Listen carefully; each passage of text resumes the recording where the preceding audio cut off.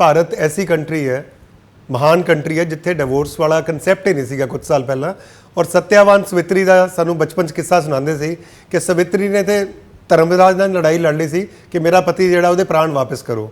सो हुण तो 7 दिन ही रिश्ते चल रहे, की वजह की मान रहे हो, क्यों इहो जिहियां जिहड़े मैरिज जिहड़ा एक इंस्टीट्यूशन सीगा वो लगातार फेल होंदा जा रहा है?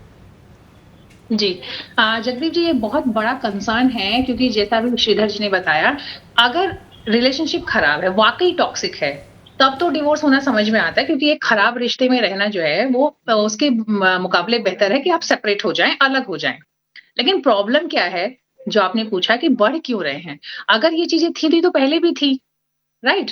अब क्या हो गया है कि अब जैसे पहले होता था कि लोग थोड़ा-सा पेशेंस रखते थे, रिलेशनशिप को बचाने की कोशिश करते थे।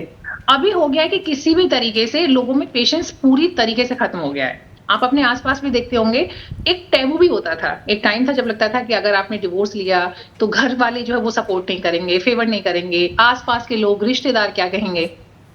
ये बात सच है कि हमेशा आप आस-पास के लोगों के लिए या दुनिया के लिए, समाज के लिए नहीं जी सकते हैं। लेकिन ये बात भी सच है कि जब इस तरह का एक प्रेशर होता है या आप उस रिस्पेक्ट करते हो सोशल प्रेशर की, तो कहीं न कहीं चीज़ों के साथ आप थोड़े से मतलब सोचते हैं कोई बड़ा डिसीज़न लेने से पहले। अब क्या हो गया है कि जो हम लोग बात कर रहे हैं वेस्टर्नाइज़ेशन की, ये कुछ चीज़ें जब आती हैं तो वो अपने साथ अच्छाई भी लेके आती हैं, लेकिन साथ ही साथ कुछ खराब चीज़ें भी आती हैं। वेस्टर्नाइज़ेशन की बात करें तो वहाँ का जो संस्कृति है, संस्कार है, वो हमारे यहाँ की संस्कृति, सभ्यता और संस्कार से बिल्कुल अलग है। अब हमने वहाँ की बहुत सारी चीज़ें कॉपी कर ली हैं। तो उसमें ये चीज़ भी आ गई कि अब लोगों को लगता है कि डिवोर्स लेना कोई बिग डील नहीं है। अगर जेन्युइनली रिलेशनशिप में प्रॉब्लम है और आपको लगता है कि बहुत टॉक्सिक है, तब तो पक्का इस बारे में सोचा जाना चाहिए, क्योंकि खराब रिश्ते में रहने का कोई फ़ायदा नहीं है। लेकिन बहुत छोटी-छोटी बातों पे सेपरेट हो जाना, बल्कि मैंने कई सारे ऐसे केसेज़ देखे हैं अपने करीबी लोगों में, जानने वाले लोगों में, जहाँ पे कि टाइम नहीं दिया कपल ने। एटलीस्ट आप टाइम तो देंगे शादी के बाद। इवन अरेंज मैरेज की बात मैं कर रही हूँ, तो टाइम लगता है एक-दूसरे को समझने में। आपने 2 महीने में कितना समझा एक-दूसरे को, पता चला कि तीसरे महीने आपने डिवोर्स फाइल कर दिया। तो कहीं न कहीं ये जो जिसकी हम ये जो एक बारीक-सी लाइन थी ना, है बल्कि कह सकते हैं, स्वतंत्रता और स्वच्छंदता के बीच में, वो खत्म हो रही है। आप इंडिपेंडेंट रहें, बहुत अच्छी बात है, लेकिन रिलेशनशिप, किसी भी रिलेशनशिप के लिए एक एडजस्टमेंट बहुत ज़रूरी होता है।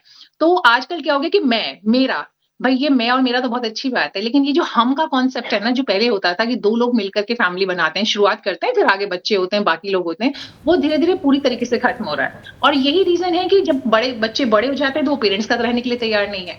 तो ओवरऑल एज़ अ सोसाइटी कहीं न कहीं एक बड़ा कंसर्न है और हमें इस बारे में सीरियसली बात जी। करनी चाहिए। और बहुत जी अच्छी बात है कि आपने इस मुद्दे को उठाया है इस प्लेटफ़ॉर्म पे। जी प्रियंका जी। जी 6 महीने का समा भी ਜਿਹੜਾ ਉਹ ਦਿੱਤਾ ਜਾਂਦਾ ਸੀ ਕੂਲ ਟਾਈਮ ਕਿ ਆਪਸ ਦੇ ਵਿੱਚ ਗੱਲਬਾਤ ਕਰੋ ਸ਼ਾਇਦ ਕੁਝ ਜਿਹੜਾ ਹੈ ਠੀਕ ਹੋ ਪਾਵੇ ਪਰ ਕਈ ਕੇਸਿਸ ਅੱਜ ਕੱਲ ਕੋਰਟਸ ਦੇ ਵਿੱਚ ਵੀ ਜਾਂਦੇ ਤਾਂ ਕੋਰਟ ਵੀ ਕਹਿ ਦਿੰਦੀ ਹੈ ਕਿ ਜਦੋਂ ਦੋਵੇਂ ਇਕੱਠੇ ਰਹਿਣਾ ਹੀ ਨਹੀਂ ਚਾਹੁੰਦੇ ਤਾਂ ਕਿਉਂ ਨਹੀਂ ਇਹਨਾਂ ਨੂੰ ਡਾਈਵੋਰਸ ਜਿਹੜਾ ਜਲਦ ਤੋਂ ਜਲਦ ਦਿੱਤਾ ਜਾਂਦਾ